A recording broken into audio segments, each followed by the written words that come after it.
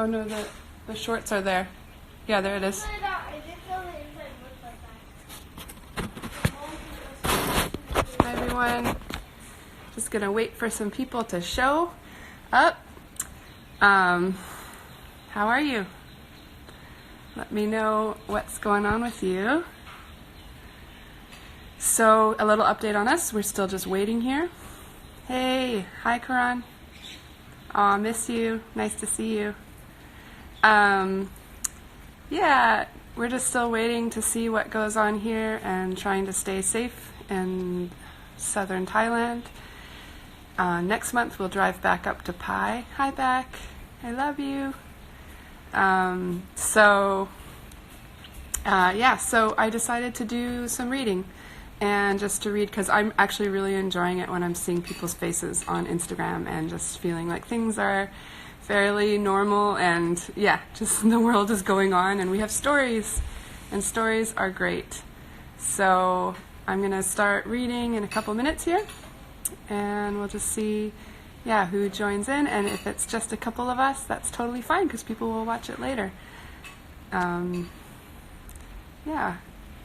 see. So we have this little house with 3 bedrooms, and we have 3 generations in it. My parents are here. We have 3 teenagers, a preteen, and a 7-year-old. So it's a full house, and there's a lot of length. There's many meters of length. Everyone's very tall these days and very big. So we're just making do, but thankfully we have the beach nearby, and it's very quiet, so we can still self-isolate. So until we get back to Pai, that's where we'll be, and just trying to stay safe, going in for grocery runs, and staying safe. Hey guys, welcome. So yesterday we read, and it cut out at a certain point, probably because of my Wi-Fi here. So I think one thing we could do is, just let me know if it pauses on your end or something. It didn't notify me last time, so let me know what happens. I'm going to try to read chapters 2 and 3 today from World Whisperer. World Whisperer is the first book in my young adult fantasy series, and it's a book about strength and overcoming and adventure and fun and beauty. And so these are some of the more intense chapters, but they're good, and I'm going to try to keep reading through the book. So thanks for coming. And thanks for everybody who's coming in the future. The future. Okay, so I think we read a bit of chapter 2 yesterday, but it got cut off. So I'm just going to start again at the beginning. And let's see how it goes. In the last chapter, Jerutha, who is Issach's stepmother, told her that her father had called her to the room, and she's bravely walking to where her father is. Her father's sleeping room smelled like sickness. Jerutha helped him up to bathe often, and Issachar changed the sheets under him daily, but the odor persisted, and Issachar hated being in the room more every day. The light hurt her father's eyes, so the curtains were pulled tight over the windows, and Issachar could barely see him as she walked in. As her eyes adjusted, she saw him sitting up on his mat, his legs crossed and tucked under him, his eyes closed. She recognized his praying posture, so she waited for him to acknowledge her. Finally, he looked up. Issachar, did you get the wood? He asked. His eyes were shadows in his face. She couldn't see into them at all. Yes, Father, she said. She found that her hands were shaking, and she grabbed the right one with the left to make them still. I called you in here. He paused and coughed. Because today I want you to make the offering at the temple. Why? That's Ben's job, Issachar said before she thought, then flinched, knowing her father would be angry. He didn't move toward her, though, only looked at her. She couldn't see his expression. Go now. Don't come back until the noon meal.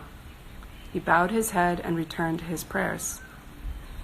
Issachar felt frustration burning through her.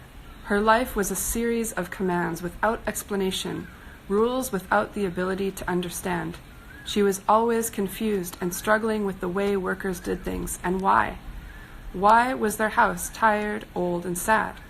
Why did her father refuse things that helped with the work, like buying wood? Why did they wear dark colors? And why weren't they allowed to bring flowers into the house or climb trees? The answers she got, when she got answers, were unsatisfying. She ached from wanting to speak, to say all the words that were silently building up inside her, but she knew by now that speaking would mean a burning cheek and a bruise the next day. "Yes, Father," she said. She bent her head and turned to go. Her feet dragged in the dust as she walked to the temple. She had never liked doing temple work. Ben-Yim didn't like it either, but he didn't have a choice. Nirloth, their father, had decided that Ben would be the one to become priest when he died. Issachar doubted that the villagers would ever allow a foreigner to become their priest, but still Ben-Yim did the temple duties, day after day. It seemed to Issachar's eyes that her brother accepted everything that happened with silence. He never spoke out the way she did. She couldn't tell what he truly thought about anything. It was almost as though he could button himself up inside his skin, shrink into himself so that nothing of his true self was visible. Issachar sometimes thought that she would love him more if she actually knew who he was. They were very different. Issachar lived with more risk, unable to hold back her thoughts unless she clamped down on herself hard. As a result, it wasn't strange for her to be in bed with a cold cloth over her face after her father struck her. The temple of the four goddesses was the one bright point in the worker landscape. Their village and the surrounding plains were flat and dry, with scrubby brushes, the lush forests, and a few yuchi trees that didn't add much color with their gray, washed-out trunks and dull leaves. And workers didn't like to use too many colors, because it was said that the goddesses were jealous of bright things. Their temple, in contrast, was dazzling, painted red with gold accents on all its square corners, a large red cube that rose suddenly out of the brown dust. Issachar went in quickly and felt the darkness envelop her as she left the burning sunshine. The air was old with incense and cool, despite the small sacred fire that was always kept burning. The stones were smooth beneath her feet. She walked toward the terrifying statues and picked up the bells, ringing them to wake the four goddesses. She began to light the cubes of incense, chanting the words for the morning offering as she did so. Power, fate, independence, wealth. 4 sisters, 4 realms, I bow to you. I bow to you, power, for you hold everything in sway. I bow to you, fate, for you have written the end. I bow to you, independence, for you hold up our heads. I bow to you, wealth, for you feed the bellies of men. She said the words quickly, and as she chanted, she frowned, the familiar anger rising in her. Her mother had died during the famine of the deaf ears, 3 years after they arrived in the village. There had been a drought for 3 long years, with no rain falling on the earth to beat back the terrible dust or allow the crops to grow. By the 3rd year, the workers were starving, and they offered more children over during that time than they had sent out in 100 years. The boat makers frantically hammered together the tiny boats that the villagers used to send their children out to the sea where they died in the waves as an offering for the goddesses. Despite the children they received that year, the goddesses hadn't heard the workers. They turned deaf ears. Many more children starved. The goddesses even turned their backs when Nirloth decided that Issachar's younger sister Arya needed to be given over. Arya was nearly 8 years old, far too old to be sent out, but Ibba, 3 years old and the right age for the sacrifice, was their father's favorite, and he refused to give her over. They sent Arya out in the little boat, and Issachar saw her face to this day, quiet, sleeping after the offering tea that sent the children to sleep, mercifully, so they didn't have to be awake for the moment they were pushed out on the sea to die at the goddess's hands. Issachar still remembered the dread in her stomach, the prickling all along her arms and legs that meant something was terribly, horribly wrong.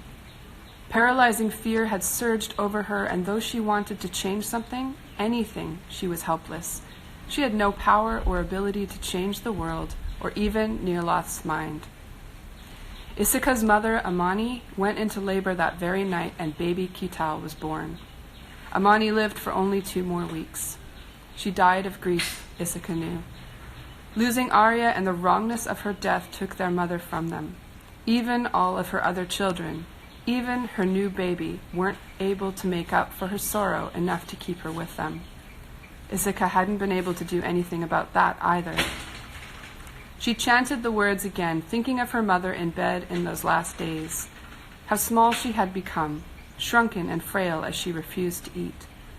She gave Kital, the little brown baby she had just birthed, to 10-year-old Isika, and then she gave up her life and floated away. Kital became Isika's truest love, even as he wore the life straight out of her. Isika remembered the wild predictions of the villagers before Kital's birth. Kital was the son of Nirlath and Amani, and no one had ever seen the offspring of a black person and a white person. The egg seller had gone far enough to suggest that he would be striped like a cat. But Kital came out a lovely, soft brown, and then Isika stopped going to school, staying home to watch the baby.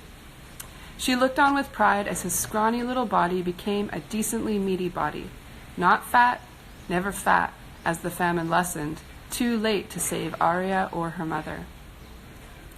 Isika walked with Benaim and baby Kital over the endless brown fields of worker land, trying to tire her horrible grief right out of her body.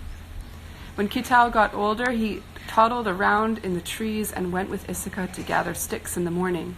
He made everything better, though it had seemed like things would never be okay again. Isika hadn't known how she could ever survive the loss of her mother, who had been the sun in the morning. She made everything bright, even on the dullest day, when nothing else penetrated the thick haze of the sky. Amani had helped Isika to understand the people of the worker village, and why they looked at the little family with suspicion. They are afraid of what they don't understand, she told Isika, and they don't understand what they have not experienced because they haven't ever tried. I know it is hard, but you need to learn from the way it makes you feel. Learn to live without fear. Isika told Kital the same thing later. Mama's mother always told her this when she was a little girl. Fear is the thing that grips the heart and ties the limbs. Live without it, and you can truly love. She finished the chanting in the temple, the words still echoing in the smoky, incense-scented air. Power, fate, independence, wealth. The 4 goddesses they were taught to fear. No one questioned them and their cruel demands. Before Arya was sent out, Amani had mostly been happy in the worker village. She had her small kitchen garden. She coaxed flowers from the earth where no flowers had grown before, though she was never allowed to gather them and bring them into the house. But she quailed before the goddesses. She didn't like to go to the temple, one of the few things she and Isika's father argued about before Arya and the sending. She remained at the doorstep to the temple, her head bowed.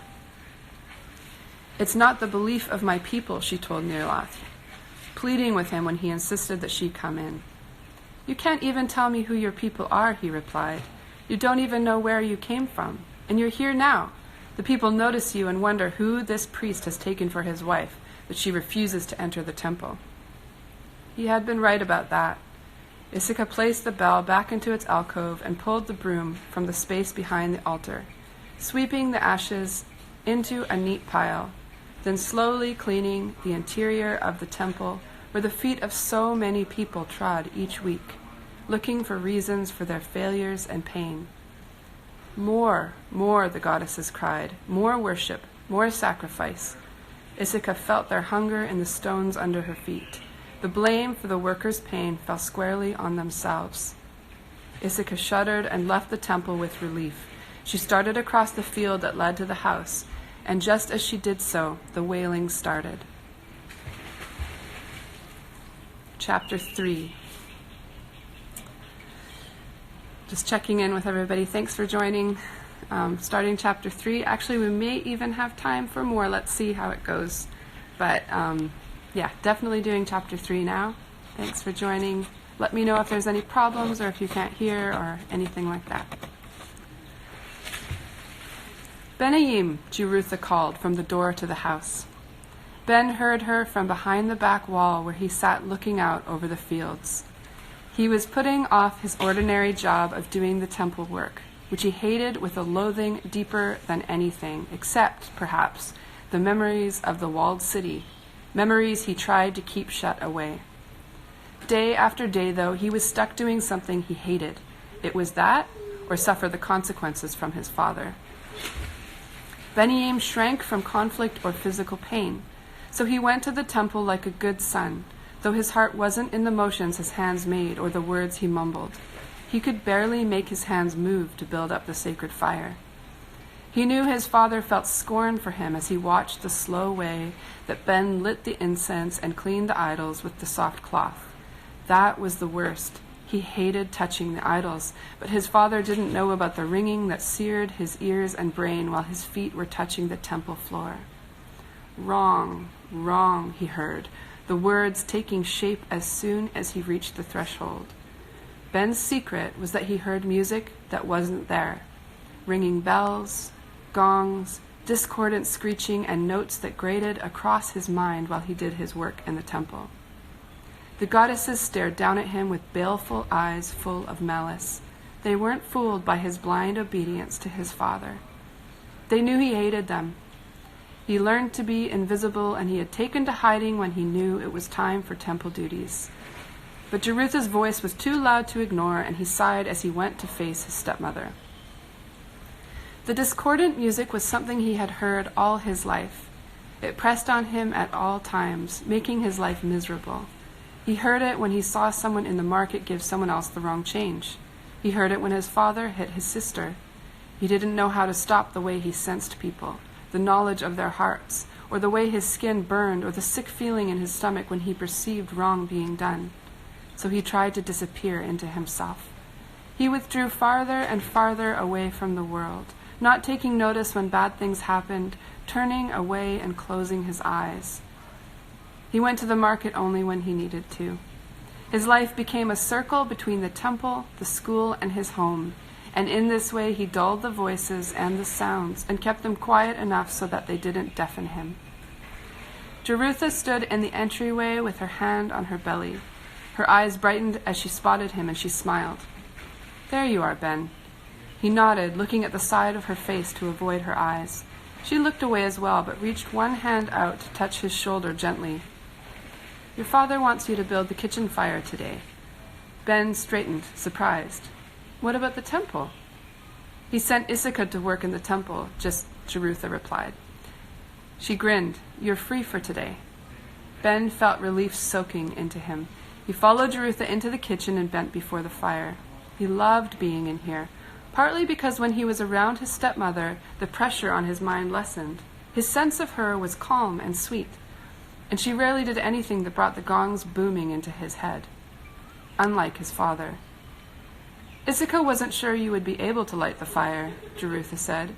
She stood beside the washing bucket that sat on the large stone slab she used to prepare food, washing the mugs from the morning's tea. Ben snorted, pulling the logs out of Issachar's gathering basket. "I'm sure she wasn't. Issachar's only a year older, but she thinks she's the only one who can do anything." "Wrong, wrong," chimed the voice in his mind, this time like tiny, piercing bells. Ben winced. "Besides," he said, "I take care of the temple fire every day." "True," Jerutha said, drying the mugs with a faded cloth, "but that fire is already lit." Ben pulled bits of a stick apart to make kindling, shaping a little nest with it and placing the larger sticks over the top, like a tent in the little stove, the way his mother had showed him all those years ago in the desert. He still made fires the way she did. He felt a familiar stab of pain at the thought of his mother. He shrugged the ache away and adjusted a few logs, wishing this was his regular job. Ben loved making things, doing things with his hands, but when he turned 13 on his last birthday, his father had determined that he would be a priest. Now he faced a lifetime of prayers to goddesses he hated. He had just coaxed the spark into the kindling and was sitting back to admire the crackling of the fire when his father entered the room. Ben looked up, shocked. He couldn't remember the last time his father had been out of bed. "Nirloth!" Jerutha exclaimed, rushing to hold her husband's arm. He was shaking and his skin was gray, but he looked as stern as ever. Ben shifted to make room as they walked past him. Jerutha helped Nirloth into a chair. "Where is Kital?" Nirlath asked. "He's playing in the yard with Iba," Jerutha said. "That boy plays too much. He should work more," Ben's father said. "But never mind now. Just bring them both here, please." Jerutha left at once to find the children, and Ben was alone with his father. He closed the door of the stove and sat back with his hands on his knees, not looking toward where his father sat, just a few feet away. With the music droning in sickening loops, he sensed his father clearly, and everything in him screamed with dread. He felt like he would throw up. "This will be for the best, son," his father said to him. "You'll see."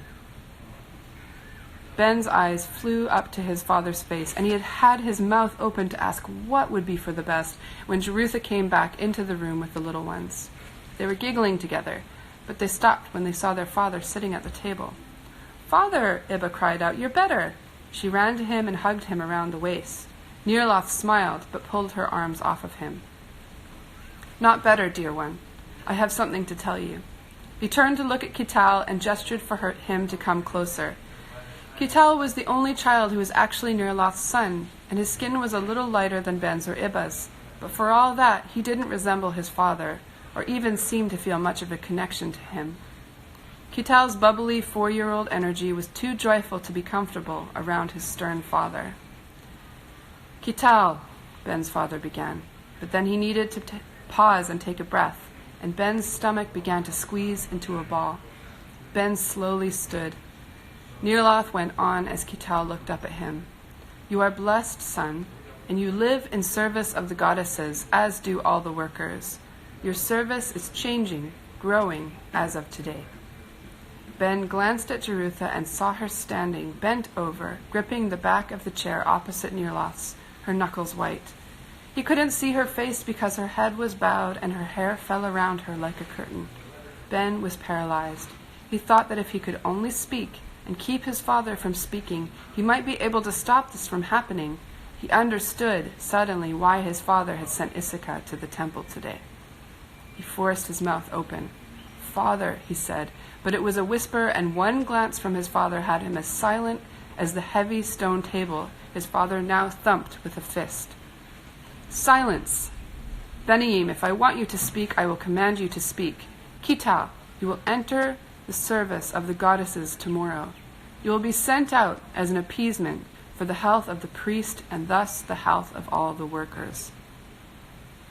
Kital blinked up at Nirlath, his eyes large. He didn't seem to understand. He turned to look at Iba. She retreated from their father and stared at him with a shocked face. She knew. The blood left Ben's face, and the pressure on his whole being was like a huge gong ringing. He heard screeching, discordant music. "Wrong, wrong, wrong, wrong," it shouted. Kital looked at Beniyim, and when he saw the look on his brother's face, he understood that something very bad was happening, and he began to cry. Iba started crying as well, and the two of them ran to Jerutha, clinging to her skirts. "What are you saying, husband?" Jerutha asked Nirlath, her voice a rasp, her face paler than usual. She put one hand on her belly and sat down abruptly.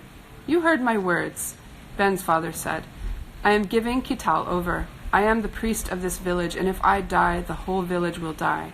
Beniyim is not cut out to be a priest. There is no one I can pass my duties along to.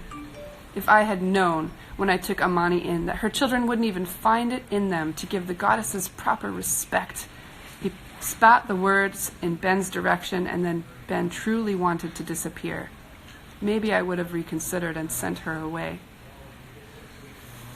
Iba and Kital kept crying, and the pressure on Ben continued. He knew it would continue as long as he was in the house with this great horror. So he left. He walked through the kitchen and out the door, ignoring his father's shouts. "Even now," Nirlath yelled, "even now you run away? Get out of my sight, boy, and don't come back until I am asleep, or you'll be sorry." Ben didn't look back at the house. He focused on moving his arms and legs under the pressure that had now built so much that it threatened to flatten him. Ugly, horrible music made the ground swim before him. "Wrong, wrong, wrong. What do you want from me?" he called out in his head. "What am I supposed to do? Of course it's wrong, but nothing can be done." There was no answer. As he ran across the yard and said the sacred words to leave the walls of their ground, he spotted Issachar coming back from the temple, and he ran even faster. He knew what was going to happen, almost as if it was written out in front of him. He couldn't be there for what would happen next. Issachar never tried to disappear. She dove straight into whatever trouble she found, no matter how afraid she was. She suffered for it. He kicked at a rock on the path and kept running.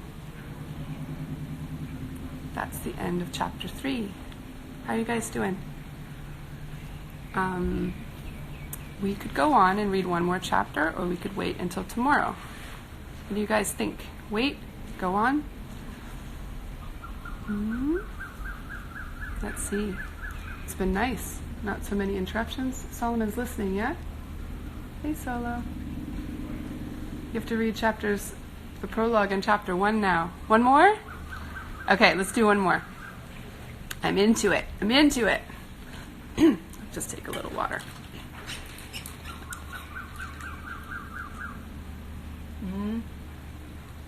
You want to come say hi? No? Just listen from over there? I'm going to read one more. I will. I've been taking little videos, just to kind of maybe share things and stuff. And then I just keep getting banned from showing them. I don't know how people do it. I don't know how my kids are just like, no. So anyway, I will show you what I can. But for now, let's just read. Chapter 4. The crying went on and on as Issachar ran toward the house. Benjamin burst out of the front door and ran to the gate, fumbling with the latch until he finally got it open. He flung the gate wide and ran out into the street without closing it behind him. Ben, Issachar called, and he paused to look at her with wild red eyes, then kept running. Truly alarmed, Issachar walked to the house, her stomach rolling and tossing with fear. Her body went cold when she saw Jerutha sitting in the kitchen garden, rocking back and forth. The walk to the door seemed very, very long. Had Nirloth died? Just a quick break to say, Solo, both Ro and Catherine say hi to you. Hi. He says hi back. Okay, sorry. Kind of weird interruption. Had Nirloth died?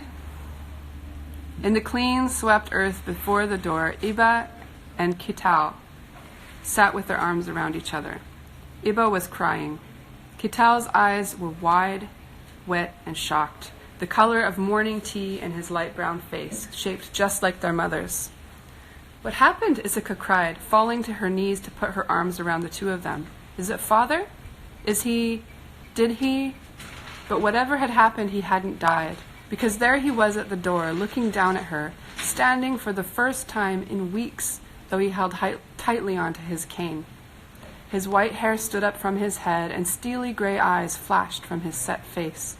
A deep dread filled her as she stood to face him. What is happening? She asked, remembering to aim her eyes away at the last moment. It was unspeakably rude to ask a question while looking into someone's eyes. It was the most invasive thing you could do toward a person's soul. I feel strong, he said, almost to himself. He lifted his head. The strength I feel confirms my decision, he said, and she couldn't help it. Her eyes flew up toward his. He was looking off into the distance toward the temple. I will give Kital over at dawn, the day after tomorrow. The world blinked red. No, Issachar said, and her voice seemed to come from somewhere old and dead. Iba began to wail again. No, Issachar said again, her voice increasing in volume on the word until she was screaming and screaming and screaming. Her father withdrew into the shadow of the dark house, and she followed him. You can't, she shrieked. You can't. It's done, he said. I announced my intention while you were away. Great downfall will descend on the whole village if I turn back now. He had sent her to the temple so he could announce this evil without her there to stop him. The blood left Issachar's face, and her legs shook as though she would faint. She sat on a nearby chair with a thud. She watched, unbelieving, as he limped to the house altar and picked up the small brass horn. When she saw his intention, she leapt up to stop him, but she was too slow. and he sounded the blast. The horn rang out, signaling to the village that a child from this house would be given over. She listened to the strident noise in stunned silence. When it ended, Nirlath put the horn back in its place on the altar and leaned heavily on his cane. "We gave Arya over," she said, pleading now, tears running down her face. "No family is expected to give more than one child over, except in times of extremity." "Extremity? Your illness? An old man dying is not extremity. You'll give his life for yours?" She flew at him to grasp his sleeve and beg for her brother's life, but he lifted his cane and struck her on the side of her head. A blast of pain echoed in her ears, and she fell to the floor, holding her hands over her head, trying to block the cane that came down on her again and again. And still she wailed and shouted, "He's not yours to give over, he's mine," until the cane struck her above the ear and all was black. When she opened her eyes, Jerutha was bending over her, weeping, as she wiped Issach's face with a cold cloth. Issachar winced as the water stung the many cuts where the cane had dug into her skin. In the past, her father had slapped her, or used his fists on her, many times over, but he had never done this. She didn't know what was happening to him. He had always been serious and hard, but never cruel. Kital's life for his. Tears came to her eyes again, then spilled over, burning the scrapes on her face. "Hush," Jerutha said. "You must not fight this, Issachar. It is the way." "The way?" Issachar's voice was rough from screaming. She sounded broken. "Hush, hush. Where is Kital?" "Sleeping beside Iba," Jerutha said. "They're worn out." She put a hand over her full belly, her face falling, her kind blue eyes filling with tears. She stroked Issachar's face.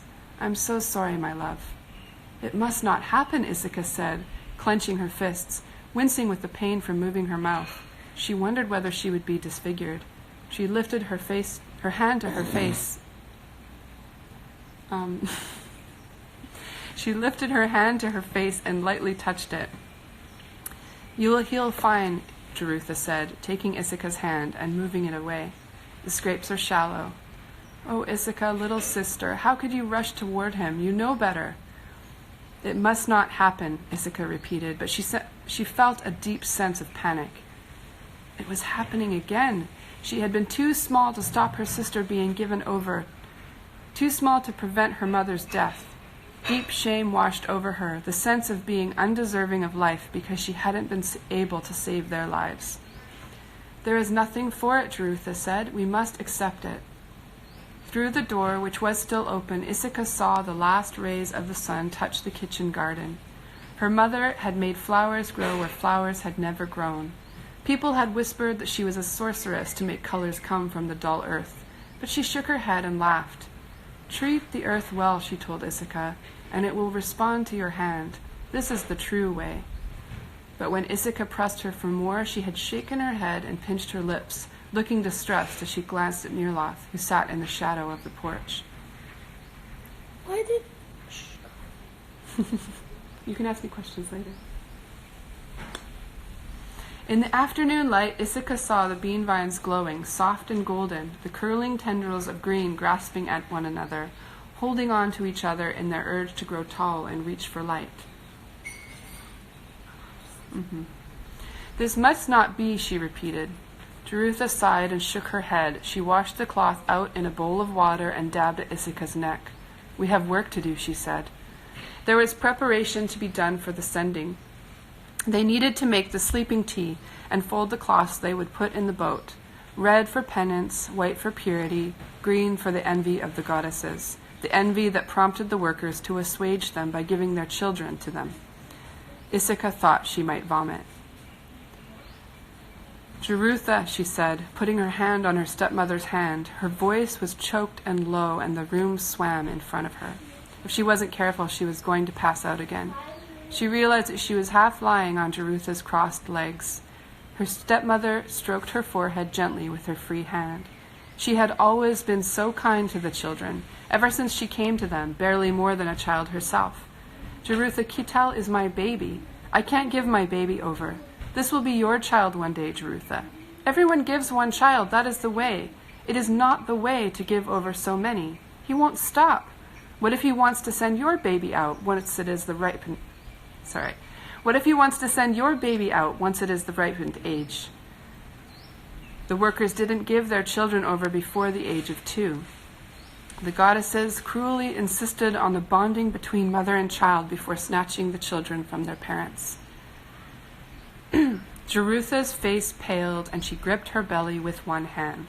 She carefully lifted Issach's shoulders off of her lap, shifting so she could heave herself to her feet. Her belly stood out against her thin body like a melon. Jerutha was only 10 years older than Issachar, but she had lived a lot in a short time. Her mother was one of those who couldn't accept the life of a worker, destined to feed the goddesses with time and sweat and children until death. Jerutha's mother had been altered, even broken, when her oldest daughter was given over many years before Jerutha was born.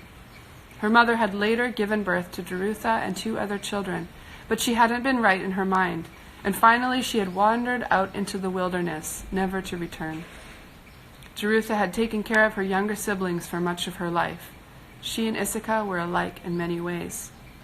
Jerutha paced, gathering the things they needed for the sending preparation, herbs for the sending tea, colored cloths. She opened drawers, searching for things they hadn't used in 4 years. She pulled bundles of herbs out of dusty baskets. In between, she paced. She walked from one window to the other, gazing out at the garden, her hands spread over her belly as though she could guard it from the world. She looked up at Issachar, who hadn't moved from where she sat. "Rest, daughter," she said. Her voice was very quiet. "I'll finish here." Issachar stood and limped toward the main sleeping room. In his sleep, Benyamin had rolled himself into a corner, and Iba and Kital were piled like puppies on the center mat. No, as she drew near, she saw that Kital's eyes were open. He turned toward Issachar, and she hurried to curl up beside him. He caught her hand as tears came to her eyes again. "Don't cry, Issachar," he said. "I am not afraid." She looked at his small, beloved face, his tea-colored eyes and perfect little nose, the small gap between his teeth, his long eyelashes. She thought of all the nights she had held him as a baby, while those eyelashes drifted shut ever so slowly and then opened wide again as he jerked back to wakefulness. Her exhaustion, singing him endless lullabies,